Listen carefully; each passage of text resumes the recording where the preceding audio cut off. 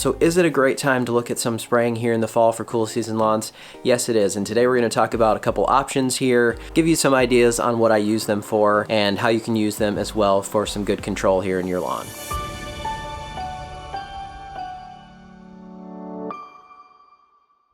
First and foremost here, let's talk about my strategies for any weed control that I do in my lawn. Now, for the most part, if you take care of your turf, it gets really thick and you start getting yourself on a program to where you're taking care of things properly. Over time, your weed control and the need for weed control should go down drastically. Even in areas here where I'm cutting a 1/2 inch to 3/4 of an inch, and I have a lot of weed pressure around coming in from my neighborhood in general, I don't have a whole lot of issues with this because I get the turf thick, I take care of it properly, I do all the things that I need to do in order to make sure that turf is healthy. And in turn, for the most part, I don't deal with a whole lot of weeds or the need for spraying a whole lot of stuff in general. So that's first and foremost here. I want to make sure you understand that going forward, you shouldn't really need a ton of weed control in most situations once you get yourself on a good program. Number two would be that I also have never really blanket sprayed anything in my yard. So if you have a whole yard that's full of weeds, then definitely in certain cases, I would say that that is necessary. But for me, since I have very sporadic issues, I usually just target those issues and go straight to that area without the need to spray anything else. So that's a couple things there that I want to get out of the way right here at the beginning, is that you don't necessarily have to cover your whole area with any of these herbicides. You can just spot spray things and that will work really, really well. Third, the other thing that you can think about is that there are definitely different types of weeds that you can successfully pull by hand. So this is something that I do quite often. If I have a weed out there that I can pull by hand, spurge is specifically one of them, or something along the edges of sidewalks, where I can just kind of go out there, grab that by hand, then you don't really need to spray any of that stuff. So keep that in mind too. Mechanical control with your hands works in a lot of situations. Once you have different targeted areas that you're noticing some issues, they're not easy to pull by hand, then this is where these products will come in for you. The fall time here, it's cooled down a lot where I am. I think next week it's supposed to be back into like the 70s temperatures, but this is perfect time to get some weed control going on some of these things in your lawn. And with the cooler temperatures, some of these products can also be sprayed much more safely in terms of that. So we'll talk about that here in a second, but let's look at a couple options here for what you might find general homeowner stuff. These are made for homeowners because kind of cut down the rates in terms of how strong and potent these things are. So there's nothing wrong with that. You just have to know how to properly use them. And sometimes it takes more than one application to control certain weeds. So if you're new to spraying and you've never done any spraying before and you're a little leery of doing some things, these homeowner products are great for you to start because they've put a little fudge factor in there to make sure that you don't do any major damage. It's still possible to do some damage, so you have to watch what the rates are. You have to really study the labels and understand how to spray, but they do make it so that you can feel comfortable as a beginner. These are two things that I've had over the years that I've used. The first ingredient on both of them is 2,4-D, which is a pretty common one. So there's just a little variance here in the labels, which you can check out and look at, see what the differences are and what they control. Either of these is going to be a pretty cheap option, and if you just have some general broadleaf weeds that are going on, some dandelions, stuff like that, these are going to be pretty easy to control that stuff. One thing you will notice on here is this says crabgrass control, and as you get towards the end of the season, what you have to understand about crabgrass is that if you do have it, it's going on to the downhill slide now in terms of once you have some freezes happen and once it gets frozen, then that plant is an annual plant. But what has happened is that it has put down seed this year, and next year you need to use a pre-emergent in order to prevent that seed from growing. So that's kind of the life cycle of that crabgrass. If you still have some lingering crabgrass right now, just know that this is going to be something that dies off during the winter time,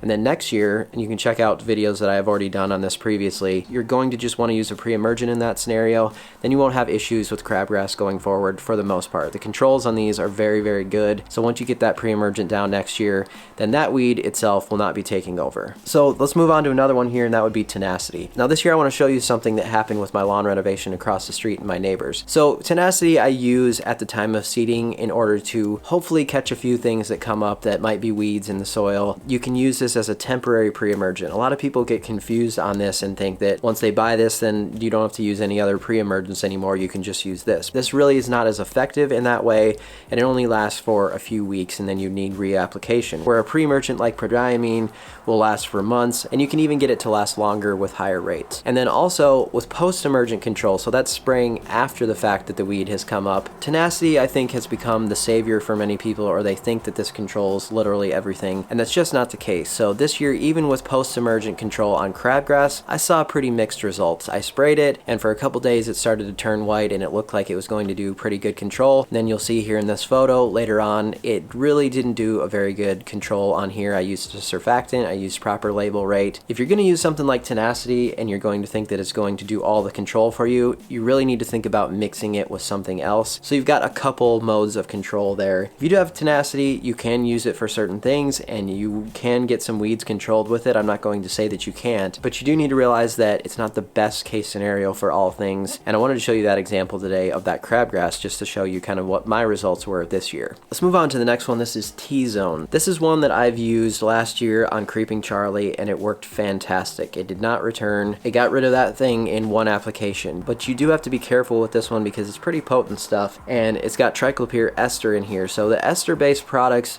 are going to be much safer to use now when it's cooler weather. If you're in the middle of summer, you would not want to use these ester-based products because they can actually drift in the air, go over to places that you do not want them to go. So now would be a great time for T-Zone though, as it's cooling down. You got your cooler days, your cooler nights. That ester base is going to work well in that scenario. So if you got Creeping Charlie, there's some other stuff that this will control for sure. You can put triclopyr on clover and other things as well. One other thing to note here is this has sulfentrazone in it, and I did see a slight amount of discoloration on my Kentucky bluegrass with it. So you do need to be careful with that. Make sure that your rates are correct. Make sure you're not overspraying or anything. It can do a little dinging of the Kentucky bluegrass that I used to have in my backyard when I sprayed this last year.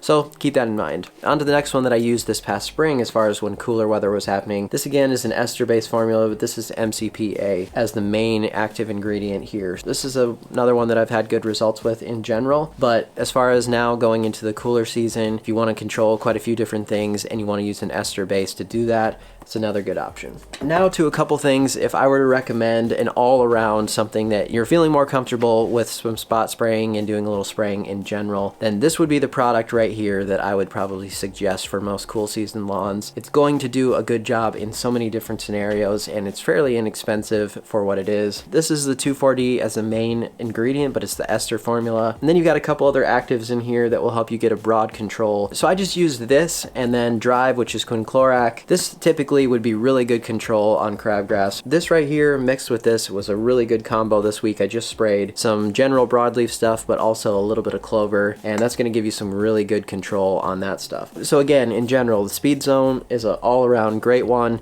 It's going to cover a whole lot of stuff. If I were to say you're going to step up from anything of these general homeowner ones, this one would probably be what I would go with. So when you're thinking about weed control, you really want to coat the leaf of the weed. When you spray the first time and you spray with water, you're going to see water bead up on those weeds. Since that mixture of the chemicals in the water, it's sitting on top of the leaf there in a bead of water. What you would rather have is it to coat the whole thing. What I just used the other day with Speed Zone and Drive was some methylated seed oil. That's what this is. So this is a surfactant that helps me to coat, especially that clover. Clover in general is harder to control because a lot of times people don't use a product like this. They spray it on there and you're getting the water to bead up, but you really need good coating coverage over everything. For other products, when I would usually use like a homeowner product or something, I just use this right here. It's a fairly cheap, inexpensive surfactant here that I've been using for quite a while. So a lot of people use Dawn soap or something similar to that. I'd say if you're just doing something like the homeowner versions, then that's probably okay. You don't need to go out and buy something else.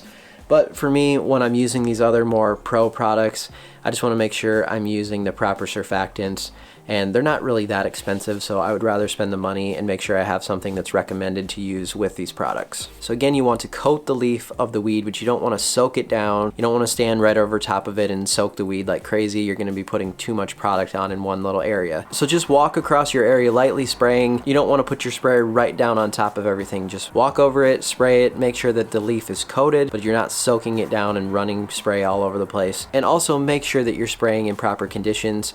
Don't be spraying when it's windy. Don't be spraying when you're going to have drift going into other areas where you don't want it. So be very careful about that. Usually here around dusk time is a great time for me because things really calm down in terms of wind and I can go out and spot spray a lot of stuff, not have any drift go anywhere else. I hope that gave you some options today on different things that you can use to target some of your weeds here yet this fall. Thanks so much for watching. We'll see you next time.